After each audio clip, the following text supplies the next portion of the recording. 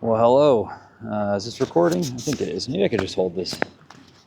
Yeah, so, hey everybody. So today is Saturday. It is the 24th, and it's in the afternoon, and I was just over at a coffee shop just doing some editing and some light work and took a little break.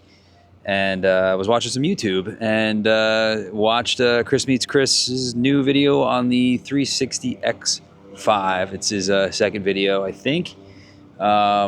And it's great. I mean, he goes through a lot of it and describes a lot of it and kind of goes through almost like the motions of what we would go through if we're, let's just say, vlogging with that camera. And I thought this was a perfect opportunity because I want to go for a walk and I want to work on my vlogging skills and in public.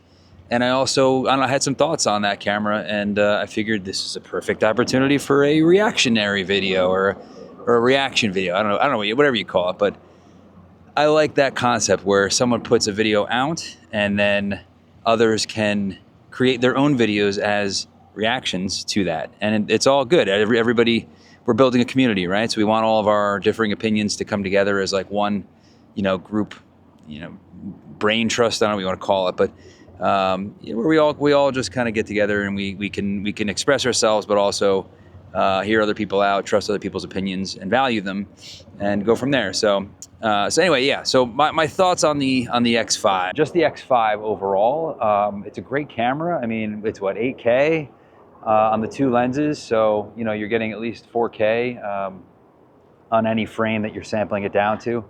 I think it's a great concept. I think it's a great camera. I think for his intended purpose and what he was talking about, it serves that purpose well.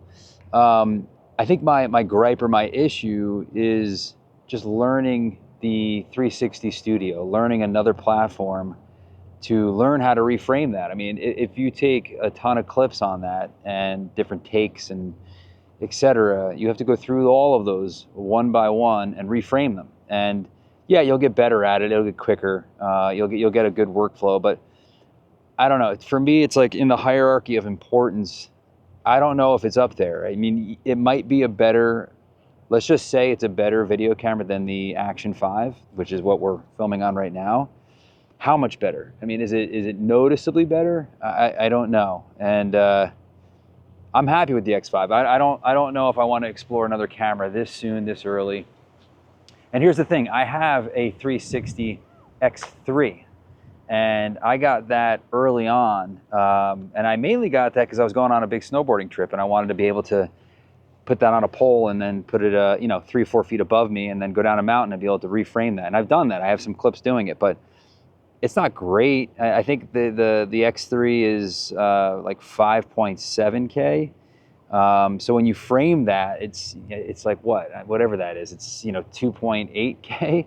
So, I think it's like a little better than 1080p, but, it's great. It's cool shots, but it's not great quality. But, I think if you're looking for a vlogging camera and you don't have one yet, then that makes sense to compare the 360 to the Action 5 and see which one's better for you and which one you actually like better. It's a little bit more complicated. So, it just depends on what it is that you're looking for. Are you looking for comparatively the better video quality, and in that case maybe it's the X5. We got to see more, but from what I've seen, it's a pretty good quality video. If you don't follow him, there's a guy, his handle is Joe's Talking, J-O-S Talking, like not J-O-E-S, like Joe, J-O-S Talking, Joe's Talking. Great channel.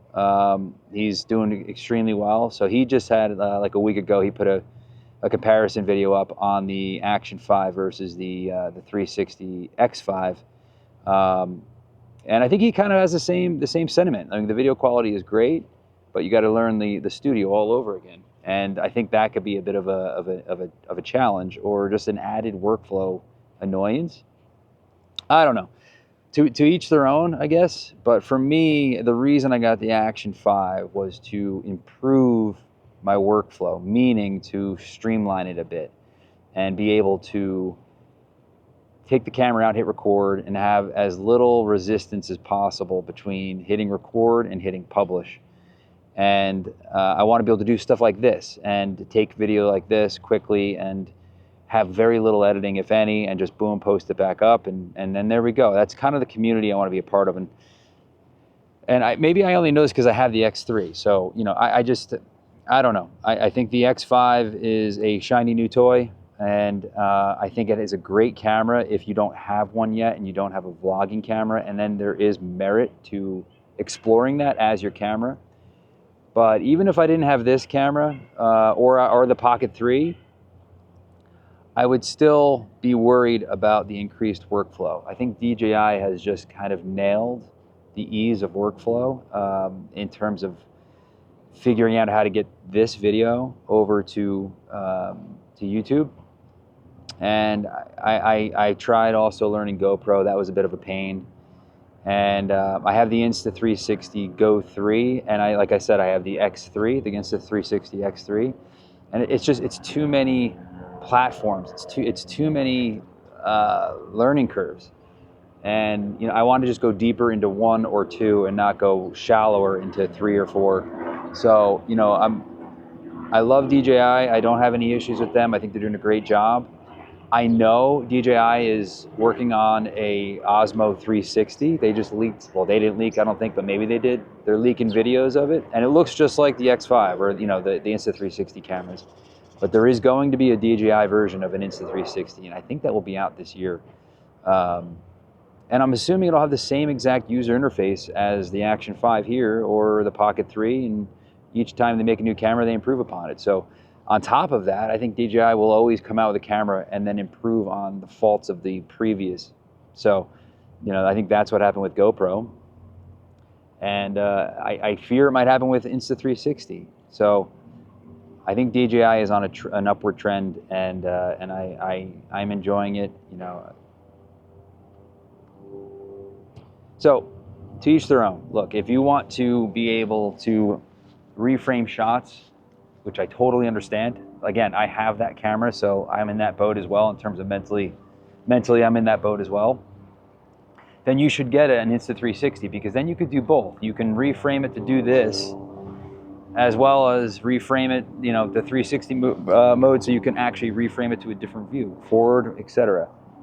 You know, he did a couple creative shots that, like, arguably you can't do with this camera. So there is utility in that, dual purpose. I'm gonna focus on this camera. I wanna learn this like the back of my hand, and I wanna use this. I wanna carry it everywhere.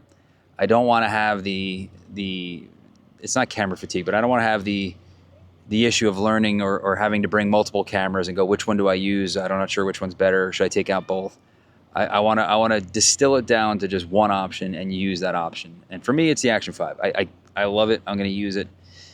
So anyway, that's my take. Anyway, let me show you guys what I'm looking at here, because it's pretty cool. Let me get, hold on one second. Let me clip this. There's a good spot. Is that a good spot? I think that's a good spot. All right, so here, let me show you. You can hear me. This is the Hudson River. You can see the Freedom Tower right over there. Now, I'm on an Action 5, which means that looks like a mile and a half. Well, it is a mile, but it looks like it's 10 miles away, but it's not. It's massive. It's literally 1 mile. The building is 1 mile from right here. So right there is the Empire State Building. The one thing about this location is, I don't know if you recognize this art piece, which is basically a statue of a woman shushing. But yeah, right here, literally right there, is where the helicopter went down a couple weeks ago. I don't know if you saw that on the news, with the family in it. So very, very, very sad. But yeah, it happened right there. Pretty crazy, right in front of this statue. So anyway, let me bring you along for a little bit here. So I have this camera in full auto, and I took the filters off because of the clouds, you know, between overcast and sun. Yeah, pretty cool. Yeah, this art piece is massive. Pretty cool. So she's pointed towards New York City and shushing. like saying be quiet, which is pretty cool. Here's the back of her head with her little bun. Yeah, so I mean, it is true. These cameras do make things look very, very far that aren't within about 10 feet of it. And I would even say less, 5 feet. So they aren't great for that. But, you know, I'm not here to create a travel vlog for you. So take with this what you will. Yep, here we go. So I did get a VND for this. I did see that Chris Beats Chris was using NDs, you know, specific stop NDs for this camera, and they're great. I mean, I get it. You want to get rid of the insane shutter on this, make it less digital, a little bit more motion. But it's hard. I found I think it's a small rig VND. It goes from like 2 to 5 for this camera. And I was like, well, that's great. I don't have to flip between different ND filters. It's very windy. I don't know if you're hearing that.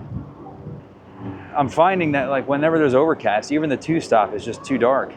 And I don't want to shoot up my ISO or my ISO beyond like 800. I want to keep it low. So I don't see the point of darkening an image only to boost the ISO on it.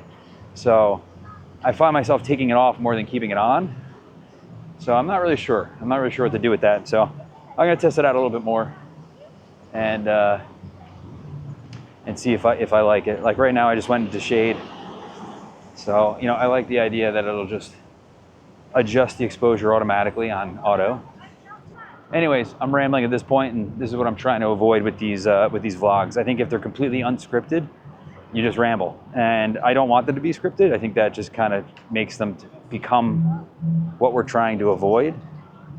But I think you need to be almost like I don't know what you would call it. Let's just say it's like a hybrid vlogger. It's where you create the idea, and then maybe you just create the bullet points, and you have the bullet points that you want to cover, and you cover those. But you have to think out all of the thoughts, almost as if you're scripting it. So we'll see. I think that might be a good starting point. Otherwise, you just ramble, like I'm doing right now. Anyway, I'm starving. I'm gonna go get some food, guys. I will see you soon. All right, bye. So this is Kava. If you guys don't have a Kava, I feel sorry for you.